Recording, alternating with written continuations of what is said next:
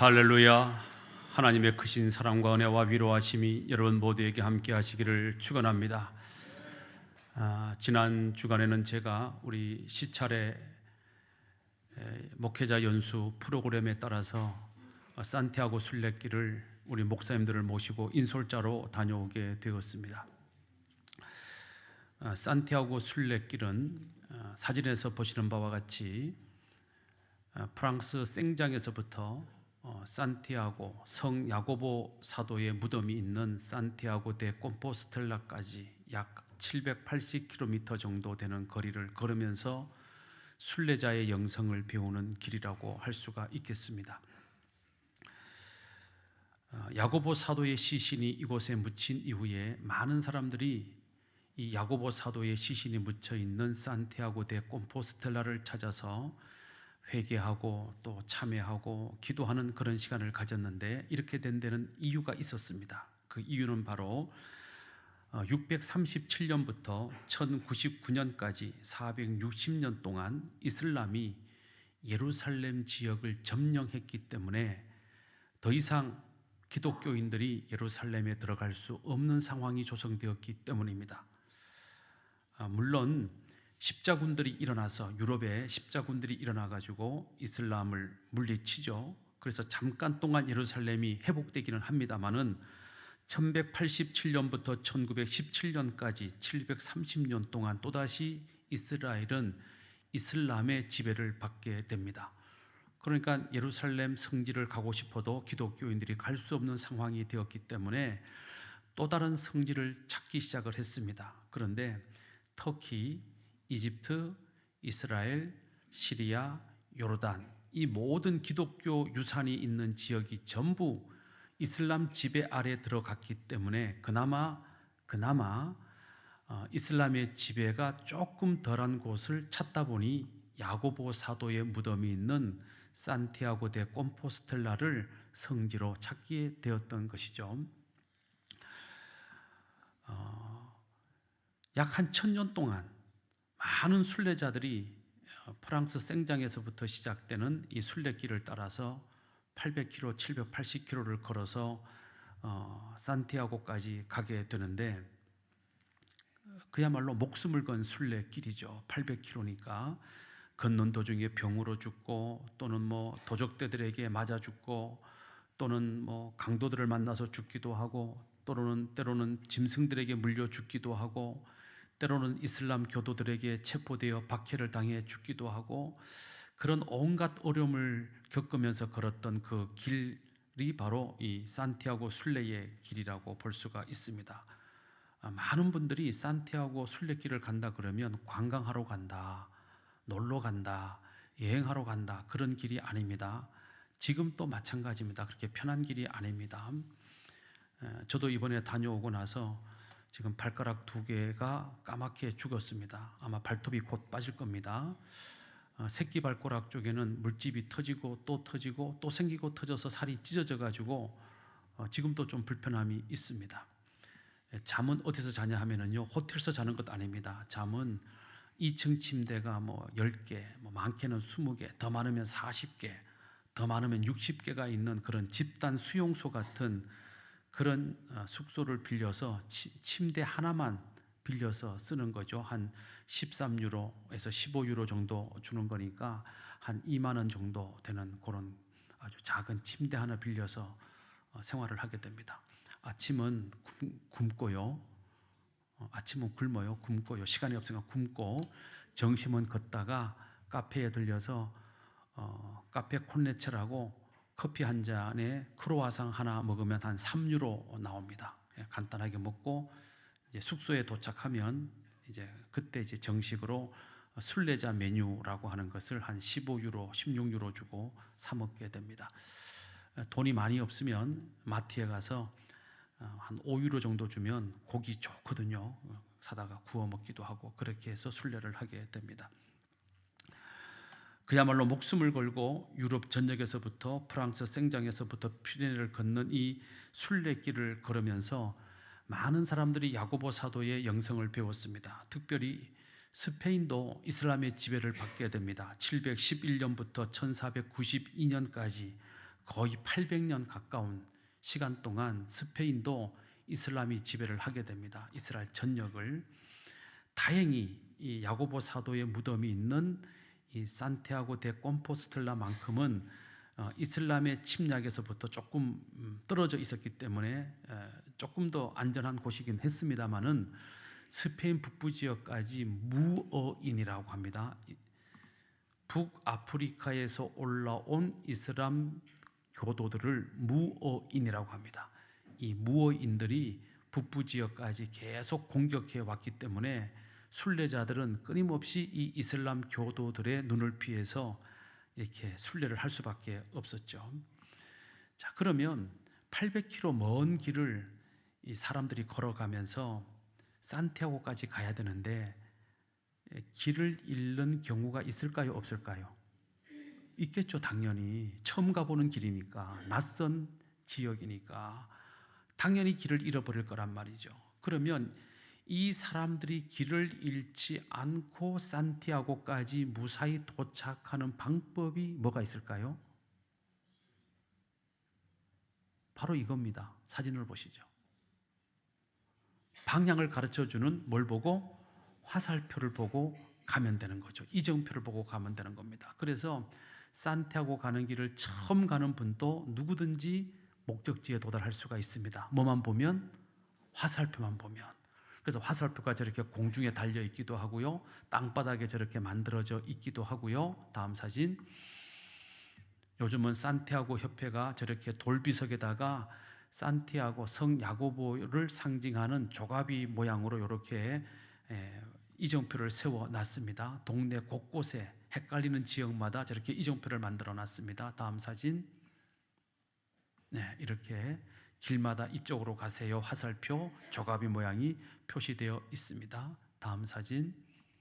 네, 뭐 벌판에서도 광야에서도 산에서도 어디에서든지 저 표시만 보고 따라가면 누구든지 갈 수가 있습니다. 네. 자, 그런데 이거는, 이 비석은 최근에 산티아고 협회가 만든 거예요. 그러면 옛날, 지금으로부터 뭐 500년 전, 600년 전, 700년 전, 1000년 전 이슬람 교도들이 지배하던 그때는 도대체 뭘 보고 순례자들이 산티아고를 갔을까? 바로 이겁니다. 다음 사진. 네, 십자가를 보고 갔던 거죠. 곳곳에 십자가를 세워놨어요. 그러니까 십자가를 보고 가면, 십자가를 보기만 하면, 그 십자가를 따라가기만 하면 결국 우리가 가야 할 목표, 목적지 산티아고 콤포스텔라까지 가게 되는 것이죠. 이번에 말고 제가 지난번에 산티아고 순례길을 다녀왔을 때, 그때 한국에서 온 청년을 하나 만났습니다. 숙소에서. 생장이라고 피레네 산맥 밑에 있는 마을 이름이 생장이라는 곳이 있어요. 그곳에서 이제 하룻밤을 자고 다음날 아침에 피레네 산맥을 넘어서 산티아고 길을 가게 되는데, 그 생장에서 알베르게라고 하는 아주 허름한 순례자 숙소에서 이제 침대 한 칸 빌려서 이제 잠을 자려고 이제 들어갔는데 한국 청년이 하나 있는 거예요. 근데 이 청년이 얼마나 예의가 바른지, 한국에서 온 그 청년을 볼 때는 제가 노인이겠죠. 제가 볼 때 저는 청년이지만 딱 들어갔더니 그 청년이 누워 있다가 벌떡 일어나가지고, 아유, 한국에서 오셨습니까? 저는 한국에서 온 지용이라고 합니다. 하면 자기 이름을 밝혔어요. 지룡. 이름이 지룡이에요. 나이가 40이에요. 그래서 어떻게 왔냐라고 물어봤더니 미국에서 직장을 다니고 있는데, 미국에서 좋은 직장을 다녀요. 월급을 많이 받는 직장을 다녀. 그런데 이제 추석이 되어가지고 이제 부모님께 인사하러 이제 추석 새로 휴가를 내가지고 한국에 온 거예요. 집에 온 거예요. 그 집에 왔더니 부모님이 아들 나이가 40이니까 뭘 보내야 돼요? 다 아시네요. 장가를 보내야 돼. 그래가지고 아들한테 허락도 받지 않고 선자리를 만들어 놨어요. 그래서 아들아, 이번에 온 김에 뭐 보고 가라? 섬 보고 가라. 그 말에 이 아들이 화들짝 놀래가지고 그 다음날 쓰레바짝 끌고 그냥 배낭 하나 덜렁 메고 무작정 그냥 산티아고 길 가겠다고 거기에 와 있는 거예요. 그 저하고 많은 얘기를 그날 했습니다. 그래서 제가 그 친구한테 뭐 이런 얘기 해줬어요. 상관없다. 결혼을 하고 안 하고가 중요한 게 아니라 인생의 방향이 중요하다. 우리가 산티아고 갈 때 방향이 중요하듯이 인생도 방향이 틀리지 않으면 천천히 가든 돌아서 가든 상관이 없다. 뭐 이런 얘기하면서 제가 그때 비가 많이 왔어요. 그날 밤에 비가 막 억수로 많이 와가지고 걱정이 되더라고요. 이 비를 뚫고 내가 어떻게 피레네 산맥을 넘을 수 있을까? 피레네 산맥은요 1450m쯤 됩니다. 뭐 그렇게 높지는 않아요. 근데 지역적, 지리적 특성에 따라서 비가 오거나 눈이 오면 안개가 껴요. 안개가 끼면 앞이 안 보일 정도로 꽉 끼기 때문에 많은 사람이 길을 잃습니다. 길을 잃으면 사람들이 그 산속에서 헤매다가 저체온증으로 죽게 됩니다. 그래서 순례길 곳곳에 보면 돌무덤이 이렇게 있어요. 돌무덤이. 그 돌무덤이 다 누구냐 하면 순례길 걷다가 죽은 사람들의 무덤이에요. 그 무덤들이 지금도 있어요. 제가 그 이야기를 하면서 조심해야 돼 하고는 잠을 잤는데 밤새도록 비가 와서 잠이 안 오는 거예요. 다음날 아침에 제가 일찍 일어나서 배낭을 싸고 있는데 이 청년이 나왔습니다. 아유, 저보고 어르신이라고 하더라고요. 제가 충격을 받았어요. 마음은 뭔데? 청년인데 벌써 가시게요. 그래서 가야지 어떡하겠나. 비가 와도 가야지. 그래서 제가 주의사항을 알려줬어요. 피레네 산맥 우습게 보면 안 된다. 비가 오고 오늘은 비가 많이 오는데 분명히 정상에 안개가 꼈을 거다. 안개가 끼면 길을 잃게 되고 길을 잃고 헤매면 저체온증으로 죽을 수가 있는데 살 수 있는 길이 딱 하나가 있는데 그게 바로 뭐냐 하면 맨 꼭대기 정상에 다 올라왔을 때 오른쪽에 스페인으로 넘어가는 프랑스에서 스페인으로 넘어가는 비포장 오솔길이 하나 보일 텐데 그 오솔길 입구에 티볼트의 십자가라는 십자가가 있을 것이다. 그 십자가를 네가 보고 오른쪽으로 방향을 바꾸지 않으면 길을 잃게 되고 죽게 될 것이다. 그러니 반드시 무엇을 봐라? 십자가를 봐라. 사진 보시겠습니다. 이 십자가입니다. 돌무덤 옆에는 지금 프랑스로 되돌아가는 길이 있고요. 오른쪽으로는 지금 저 산 속으로 들어가는 비포장길이 오솔길이 있어요. 이 십자가를 네가 발견하지 않으면 너는 죽게 될 것이다. 그러니 반드시 뭘 봐야 된다? 십자가를 봐야 된다. 그렇게 하고 이제 출발을 했습니다. 그래서 저는 산을 넘어서 그날 오후에 산 너머 피레네 산맥 너머에 있는 론세스바예스라고 하는 수도원에서 하는 여행자 숙소가 있어요. 피레네 산맥을 넘어오는 순례자는 다 거기서 자야 돼요. 무조건. 그래서 자게 됐는데 저녁이 되어도 이 친구가 오지를 않는 거예요. 밤이 깊어가는데도 오지를 않는 거예요. 걱정이 됐을까요? 안 됐을까요? 걱정이 되죠. 왜? 모든 순례자가 지금 다 들어와서 샤워하고 그리고 식사를 끝내고 이제 침대에 들어가서 잠을 자야 되는 시간인데 아직도 이 친구는 오지 않는 거예요. 이 친구가 살았나 죽었나 걱정하고 있는데 저녁 늦게쯤 되어서 체코 50대 후반 아저씨 하나, 한국에서 온 64세 아저씨 하나, 그리고 이 청년 40살 먹은 이 청년 세 사람이 완전히 얼굴이 막 그냥 막 파김치가 되어 가지고 막 지쳐서 쓰러질 듯이 수도원 숙소로 들어왔습니다. 그래서 제가 물어봤어요. 아니 왜 도대체 이렇게 늦게 왔냐 그랬더니 아니나 다를까 이 세 사람이 이야기하고 떠들고 가느라고 뭘 못 봤어요? 십자가를 못 봤어. 십자가를 놓쳐버렸어. 십자가를 봐야 사는데 그래서 그 십자가를 지나가지고 다시 저 산 밑으로 프랑스 땅 밑으로 1시간을 내려갔다는 거예요. 1시간을. 1시간쯤 내려갔더니 이제는 안개가 끼고 날이 어두워지고 비가 내리고 하니까 길이 하나도 안 보이더라는 거예요.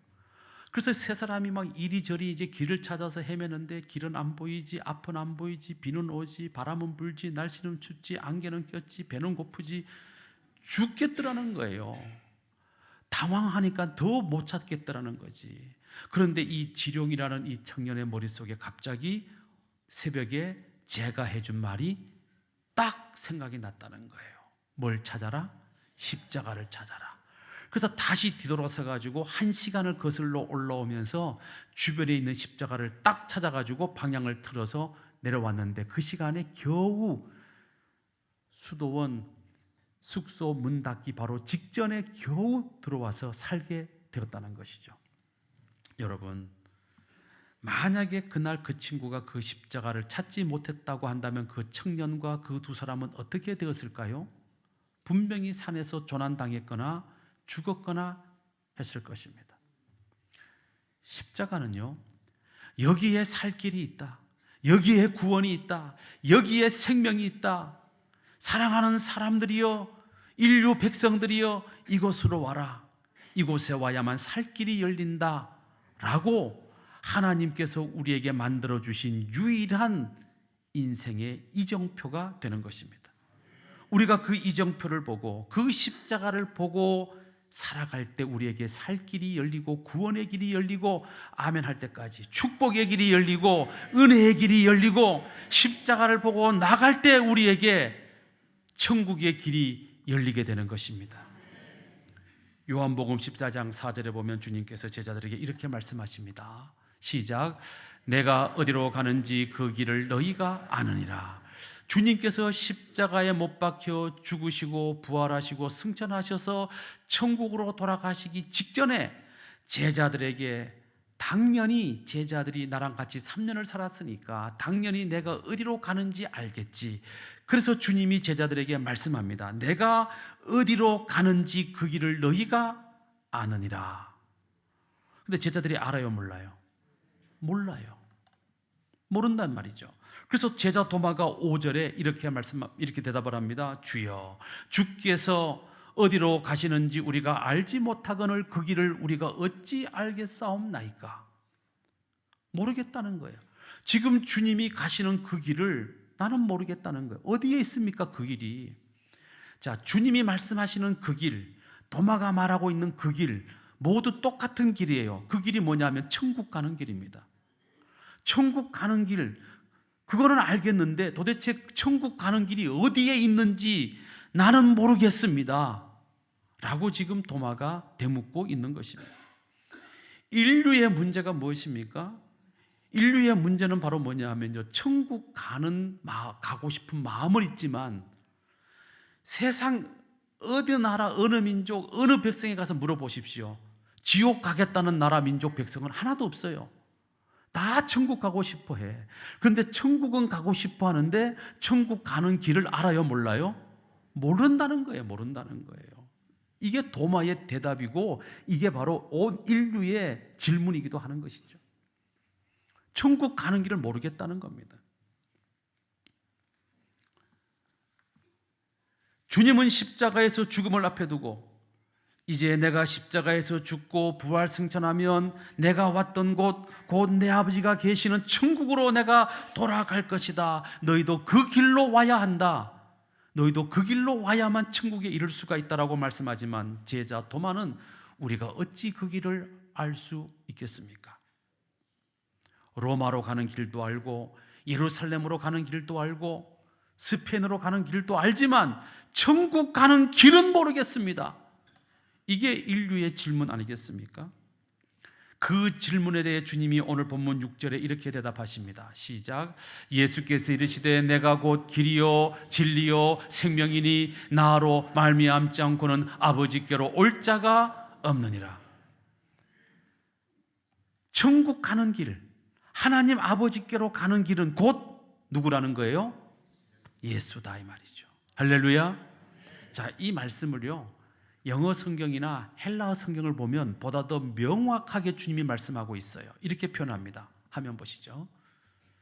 자, 내가 길이요라는 말은 내가 바로 그 길이다 이 말이에요. 바로 그 길, 내가 바로 천국 가는 그 길이다. 이 말은 뭐예요? 예수 말고는 천국 가는 길이 있다 없다? 없다 이 말이에요. 또 주님 말씀합니다. 내가 바로 그 진리다. 무슨 얘기입니까? 내가 천국 가는 그 길을 가르쳐주는 유일한 진리는 바로 나라는 거예요.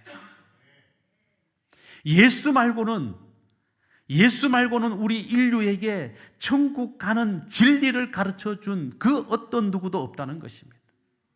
예수 외에는 그 진리를 우리에게 가르쳐 주신 분이 없어요. 내가 생명이다, 이 말은 내가 바로 그 생명이다, 내가 바로 너희들이 천국에서 누리게 될 그 영원한 생명을 줄 수 있는 유일한 존재는 바로 나라는 것이죠. 주님만이 하나님에게로 돌아가는 그 길이요, 주님만이 하나님께로 돌아가는 그 길을 가르쳐 주시는 유일한 진리요, 주님만이 그 하늘나라에서 누리게 될 영원한 생명을 우리에게 주시는 유일한 분은 바로 예수 그리스도 한 분밖에 없다는 사실을 여러분 분명히 믿게 되시기를 주님의 이름으로 축원합니다. 토마스 라우손 테일러라는 청년이 있었어요. 화면 보시겠습니다. 이 청년입니다. 영국의 아주 가난한 시골교회 목사님 아들로 태어났어요. 옛날이나 지금이나 목사님들은 다 가난해. 대체적으로 다 가난하게 살아요. 물론 우리 한국에 재벌들보다 더 잘 사는 목사님들도 있어요. 그런 이상한 목사들을 가지고 전체 대한민국의 목사님들이 다 그렇게 산다? 그렇게 비난하시면 안 돼요. 그런 사람들은요 0.3%, 0.1%도 안 돼요.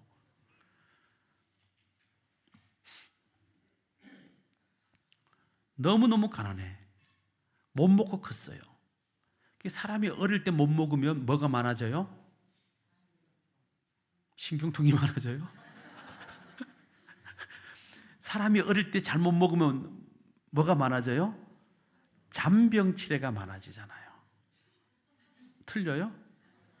저를 보시면 알아요. 잔병치레를 많이 한다고. 그래서 몸이 허약해. 그러니까 이 토마스 라우손 테일러라는 이 청년이 자라면서 나는 죽어도 목사는 안 한다. 왜? 우리 아버지 목사님을 보니까 너무너무 가난해가지고 피죽도 못 먹고 사는데 나는 돈을 벌어야 되겠다. 그래서 15살에 장사를 시작을 합니다. 열심히 돈을 벌어요. 그런데 그만 18살에 안타깝게도 성령을 받아버렸네.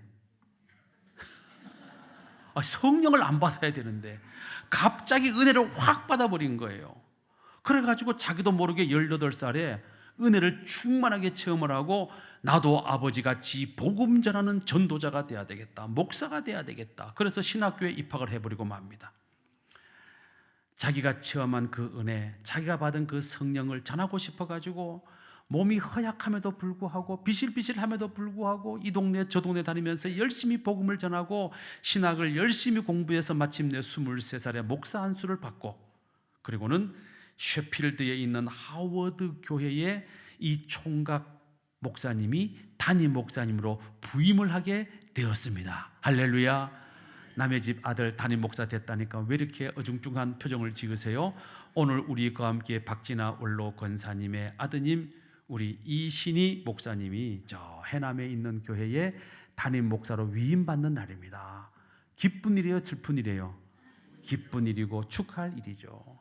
그런데 이 23살 먹은 토마스 라우손 테일러가 그 시골 교회에 부임을 했는데 열심히 복음 전하고 열심히 설교하고 열심히 목회를 하고 싶은데 몸이 약해.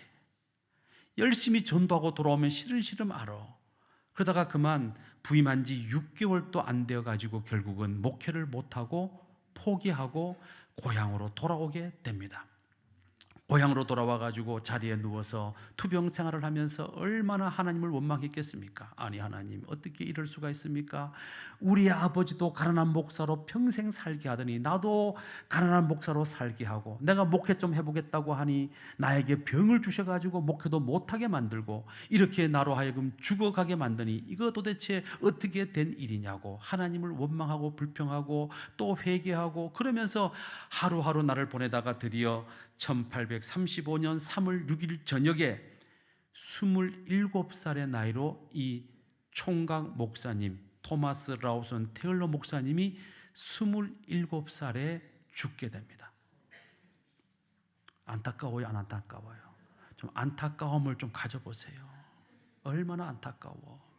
근데 이 총각 목사님이 죽기 하루 전날 밤에 종이에다가 펜을 꺼내서 잉크를 찍어가지고 이런 글을 남겼어요. 이런 글을, 자기의 신앙 고백의 글을 남겼어요. 우리가 다 알고 있는 신앙 고백입니다. 괴로운 인생길을 가는 몸이 평안히 쉴 곳이 아주 없네. 자신의 인생이 그랬다는 거예요. 평생 동안 인생은 괴로웠고 평안히 쉴 곳이 없는 인생을 살다가 간다 이 말이죠. 여기서 그의 인생이 끝났다면 그의 인생은 비극적인 인생이고 불행한 인생이 되었을 텐데 그 다음 말이 중요해요. 걱정과 고생이 어디는 없으리. 이 세상 어디를 가도 걱정과 고생은 있다는 거죠.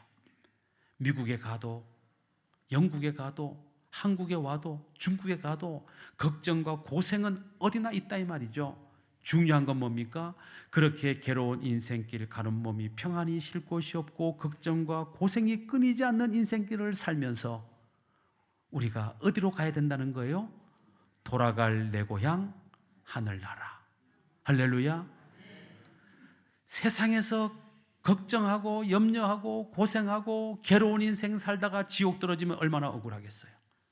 그런데 비록 평안이 없고 걱정, 근심 끊이지 않는 고통의 인생을 살았지만 그래도 나에게는 돌아갈 내 고향 하늘나라가 있습니다. 할렐루야. 이 고백을 남기고 이 총각 목사님이 죽었어요.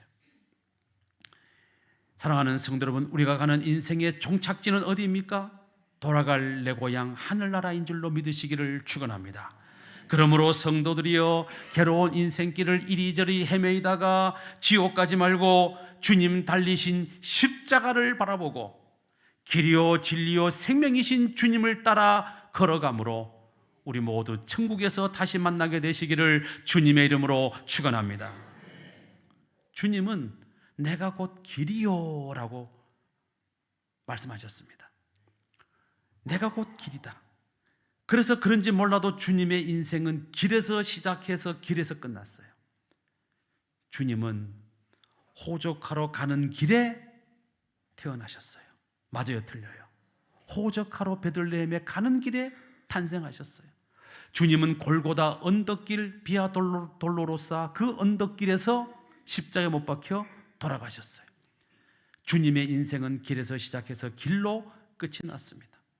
길을 가다가 소경을 고쳐주셨습니다. 길을 가다가 굶주린 자들을 먹이셨습니다. 길을 가다가 온갖 질병으로 고통당하는 자들을 고쳐주셨습니다. 길을 걷다가 제자들에게 교훈하셨습니다. 주님께서 병든 자들을 고치신 것도 길이요, 주님께서 먹이신 것도 길이요, 주님께서 가르치신 것도 길이요, 주님께서 기적을 베푸신 것도 어디였습니까? 길이었습니다. 십자가에서 주님이 처형된 이후에 낙심한 제자 두 사람이 엠마오로 내려갈 때 그들을 만나 주신 것도 길에서 만나 주셨습니다.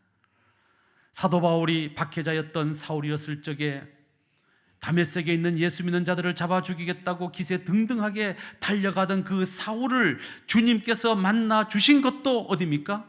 길입니다. 주님은 길입니다. 무슨 길이냐? 천국 가는 길이다 이 말이에요. 사람은 누구나 인생을 살면서 자기도 모르는 사이에 두 갈래 길 중에 한 갈래를 선택하게 되어 있어요. 천국 가는 길을 선택하든지 지옥 가는 길을 선택하든지. 여러분들은 어떤 길을 선택하셨습니까? 천국 가는 길을 선택했기 때문에 오늘 이 교회에 나오신 것이겠지요? 아멘 안 하신 분들은 노멘이십니까? 그러면 우리는 다 천국 가는 길을 선택한 거예요. 자, 그런데 천국으로 가는 성도들이 또 두 갈래 길로 나누어져요. 어떻게 나눠지냐 하면 축복받고 칭찬받고 위로받고 은혜 받으면서 천국 가는 길을 가는 성도가 있는가 하면 주님으로부터 책망만 들으면서 천국 가는 길을 힘겹게 가는 성도들도 있다는 거예요. 자, 여기서부터는 여러분들의 길이 갈라져요. 천국 가는 길을 선택해서는 왔는데 천국 가는 길도 두 갈래로 갈라진다 이 말이에요. 주님의 축복받으면서 천국 가는 길을 가는 성도가 있는가 하면 주님께 얻어터지고 책망받고 그러면서 겨우 천국 가는 길을 가는 성도들도 있다는 거죠. 저는 우리 거함교회 모든 성도 한 사람도 빠짐없이 주님으로부터 축복을 받으면서 칭찬을 받으면서 은혜를 받으면서 아멘 할 때까지 계속해야 됩니까? 제가 그러면서 천국 가는 성도 되시기를 주님의 이름으로 축원합니다. 기왕에 천국 가는 길을 주님으로부터 책망을 받으면서 주님으로부터 얻어 터져가면서 천국 가면 얼마나 힘겹냐 이 말이에요. 자, 그러면 우리가 천국 가는 길, 기왕에 천국 가는 길 주님으로부터 칭찬을 받으면서 축복받으면서 천국 가는 방법이 뭐냐? 두 가지만 말씀을 드릴게요. 왜? 많이 얘기해봐야 소용이 없더라고요. 다 잊어버리시니까 두 가지만 얘기할게요. 자, 첫째, 주님과 함께 축복의 길을 가려면, 천국 가는, 축복받으면서 천국 가는 길을 가려면 첫째, 남들이 가지 않는 무슨 길로 가야 돼요? 좁은 길로 가셔야 돼요. 넓은 길로 가시면 안 된다 이 말이에요. 우리 이거 다 아시잖아요. 넓은 길은 뭐예요? 편안한 길, 평탄한 길, 모두가 좋아하는 길, 그게 넓은 길이에요. 좁은 길은 뭡니까? 반대죠. 모두가 가려고 하지 않는 길, 힘들어하는 길, 어려워하는 길, 괴로워하는 길, 그래서 가는 사람이 없는 길, 그게 바로 좁은 길입니다. 모든 사람은요 전부 큰 길로, 넓은 길로 가기를 원합니다. 근데 제가 이번에 순례길을 가보니까요, 순례길은 다 산속에 광야의 좁은 길로 돼 있더라고요. 여러분, 목사나, 오늘날 우리 한국교회 문제가 뭐냐면 목사나 장로나 권사나 집사나 뭐 성도나 모든 사람들 대부분이 넓은 길로 가기를 원한다는 거죠. 힘든 길을 가려고 하지 않아요. 목사도 큰 교회 부르면 얼씨구나하고 가요. 시골에 작은 교회 오라고 하면 가려고 하지 않습니다. 왜? 좁은 길 가는 거 힘드니까 가려고 하지 않아요. 제가 신학교 다닐 때, 신대원 다닐 때 우리 신대원 게시판에, 그때는 인터넷이 없던 그런 인터넷이 아주 그렇게 원활하지 않았던 시대니까 전도사 청빙 공고가 신대원 게시판에 이렇게 종이로 붙어요. 종이 쪼가리로 붙어요. 전도사 청빙 무슨 교회 사례비 없음 뭐 이렇게 붙어요. 그래 붙어요. 그런데 청빙 공고가 붙자마자 떨어지는 교회들은요, 전도사님이 가신 거예요. 신대원생이 가신 거예요. 근데 그런 교회는 전부 다 서울에 있는 교회들이에요. 근데 제가 그 게시판을 유심히 봤는데 저 시골의 어떤 교회는요 3월 달에 붙었는데 11월 달 될 때까지 그 쪽지가 안 떨어지는 거예요. 무슨 얘기예요? 그 교회에 지원자가 아무도 없었다는 거예요. 왜? 힘들고 어려운 교회니까 아무도 안 가더라고요. 그래서 제가 기도를 했어요. 하나님, 이 교회를 어떻게 하면 좋습니까? 주님이 응답해 주셨어요. 네가 가라 하와이. 제가 갔어요. 갔는데 죽도록 고생했어요. 엄청 실히 고생했어요. 그리고 그 고생이 지금까지 이어졌어요. 후회는 하지 않아요. 왜? 좁은 길이니까. 주님은 알아주실 거니까. 그래서 제가 그때의 경험을 가지고요, 신대원생들한테, 우리 신대원생들이 제일 많이 부르는 찬송이 뭔지 아세요? 신학교에서 제일 많이 부르는 찬송이 뭔지 아세요? 아골골짝 빈들에도 복음 들고 가오리다. 이 찬송 부르는 신학생 보면 제가 그렇게 말합니다. 부르지 마. 그 찬송 부르지 마라. 가지도 않을 거면서 그 찬송 왜 부르냐. 내가 그렇게 얘기해요.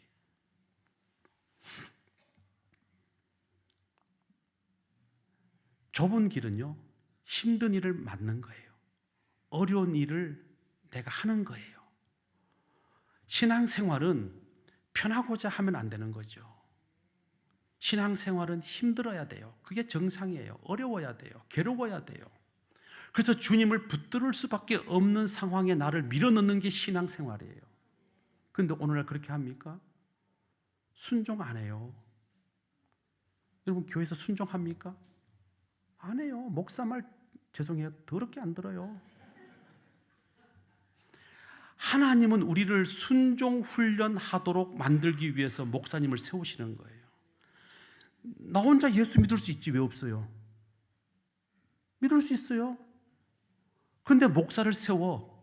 이유가 뭐냐? 순종하라고. 교회에 장로님들을 왜 세워요? 장로님 없으면 교회가 안 돌아갑니까? 장로님 없어도 교회 잘 돌아가요. 근데 왜 장로님을 세웁니까? 순종하라고. 성도 여러분들 순종 훈련 시키려고 목사 장로 세우는 겁니다. 근데 목사한테 순종합니까? 안 해. 장로님한테 순종합니까? 안 해. 좁은 길을 안 가니까 순종을 안 하는 거예요.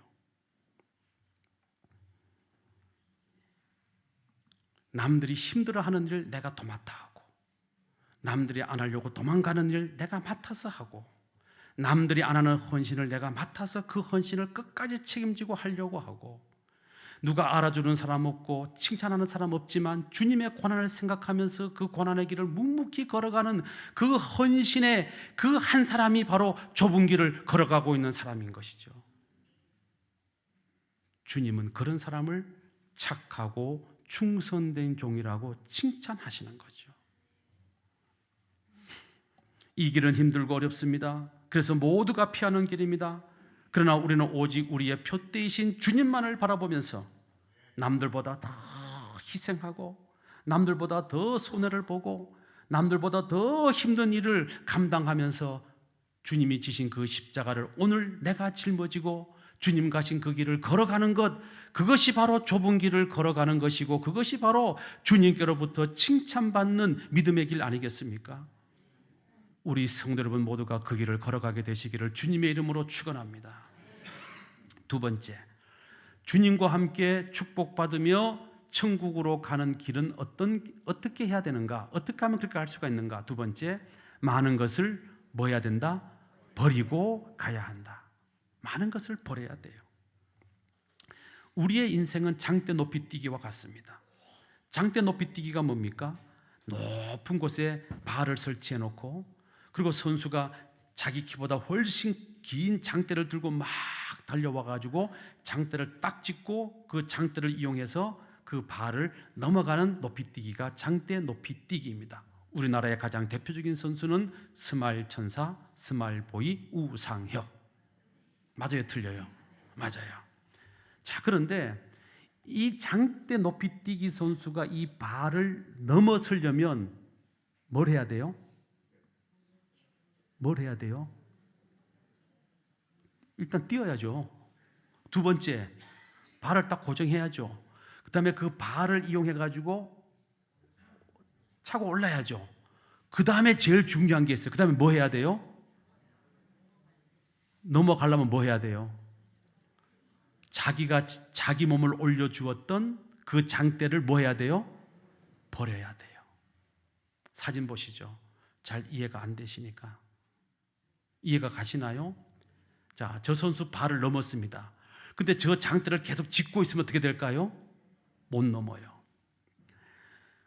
우리가 이 세상을 살면서 우리를 성공의 길로 올려준 것들, 출세의 길로 올려준 것들, 우리를 세상에서 조금 더 높은 자리로 올려준 모든 것들이 장대입니다. 그 장대를 어느 순간 버리지 않으면 결코 주님의 칭찬을 받고 천국에 이를 수 없다는 얘기죠. 많은 성도들이 좁은 길은 걸어가요. 그런데 여전히 버려야 할 것을 버리지 못하고 움켜쥐고 있어요. 어떤 사람은 돈을 움켜쥐고 있어요. 어떤 사람은 예수 30년, 40년 믿었는데 아직도 자식을 움켜쥐고 있어요. 어떤 사람은 자신의 명예를 움켜쥐고 있어요. 어떤 사람은 자신의 체면과 위신을 움켜쥐고 있어요. 그것을 움켜쥐고 있는 이상 우리는 주님께 칭찬받고 축복받으며 천국 가는 길은 애시당초 틀려먹었다 이 말이죠. 그걸 다 버려야 되는 거예요. 우리의 불순종, 교만함, 아집, 우리의 건방짐, 이런 모든 것들 다 버려야 되는 것들이죠. 마가복음 10장에 보면 길에서 주님이 한 청년을 만납니다. 그 청년이 주님께 묻습니다. 어떻게 해야 내가 영생을 얻으리이까? 천국 가고 싶다는 얘기 아닙니까? 맞아요, 틀려요? 맞잖아요. 그때 주님이 마가복음 10장 21절에 그 청년에게 이렇게 대답을 합니다. 시작.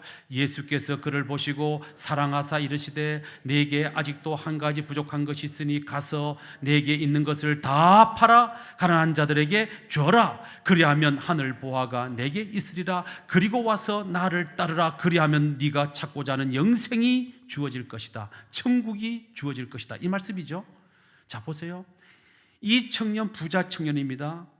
사내들인의 공회원입니다. 출세한 사람이에요. 부자에다가 출세까지 했어요. 권력까지 잡았습니다. 그 모든 것을 다 뭐하라는 거예요? 버리라는 거예요. 버리고 나를 따라와야 그래야 네가 하늘에 있는 보화, 영생, 천국의 생명을 얻게 된다는 것이죠. 주님께서 이 말씀을 이 사람에게 할 때, 이 청년에게 할 때 너 거지되라 그 얘기 하시는 것 아니잖아요. 그 앞에 단서가 붙어요. 주님께서 그를 뭐하사? 사랑하사. 사랑하기 때문에 너 천국 가야 되지 않겠니? 내가 너 사랑하는데 너를 데리고 천국 가서 내가 너랑 함께 살고 싶은데 너 천국 나랑 같이 가려면 네가 가지고 있는 그 권력, 명예, 부귀, 영화, 지금까지 너를 떠올렸던 그 모든 것들을 다 버려야만 나와 함께 천국에 갈 수 있어. 그거 할 수 있겠니? 라고 주님이 물어보시는 거예요. 사랑하는 성도 여러분, 오늘 여러분들은 지금 또 뭘 움켜쥐고 계십니까? 그것을 버리셔야 돼요. 그래야만 주님을 따를 수가 있고 주님과 함께 천국에 이룰 수가 있는 것입니다. 그런데 이 청년 어떻게 됩니까? 이 청년 재물이 많은 고로 근심하며 가니라. 뭐 한 거예요? 버리지 못했다는 겁니다. 여전히 뭘 쥐고 있는 거예요? 재물을 움켜쥐고 있다는 것이죠. 주님을 따르고는 싶지만, 천국은 가고 싶지만, 영생은 얻고 싶지만, 축복의 길로 가고는 싶지만 내가 지금 움켜쥐고 있는 이 재물을 버릴 수 없어서 그는 근심하며 돌아갔다는 것입니다. 사랑하는 성도 여러분, 오늘 여러분들은 어떤 길을 걸어가고 계십니까? 주님과 함께 축복받으며 천국 가는 길로 가고 계십니까? 아니면 천국 가는 길로 간다고 나서기는 했는데 여전히 버리지 못해서 움켜쥐고 여전히 넓은 길만 찾아다니는 그런 책망받는 길로 가고 있지는 않습니까? 우리 모든 성도 여러분, 주님의 십자가를 바라보고 할 수만 있다면 모든 것을 내려놓고 주님 가신 그 길을 따라서 주님이 주시는 영생의 길, 축복의 길, 생명의 길로 나가는 여러분 모두가 될 수 있기를 주님의 이름으로 축원합니다. 거룩하신 아버지 하나님, 고단하고 힘들고 어렵고 고통스러운 인생길을 살면서 우리 모든 성도들이 주님과 함께 축복받으며 천국 가는 길을 걸어가야 할 터인데 아직도 버리지 못해서 움켜쥔 것 때문에 아직도 넓고 편안한 길을 찾기 때문에 천국 가는 길을 잃어버리고 헤매이고 방황하고 있지는 않습니까? 주여, 우리 모든 거함의 성도들이 이 세상 모든 것들을 다 버린다 할지라도 천국 가는 그 길, 십자가 이정표를 바라보고 나가도록 인도해 주시옵소서. 그리하여 한 영혼도 이 어두운 세상에서 방황하고 지옥으로 떨어지지 않고 모두가 다 같이 주님 따라 천국까지 이르도록 인도해 주시옵소서. 거룩하신 우리 주 예수 그리스도의 이름으로 기도드리옵나이다. 아멘.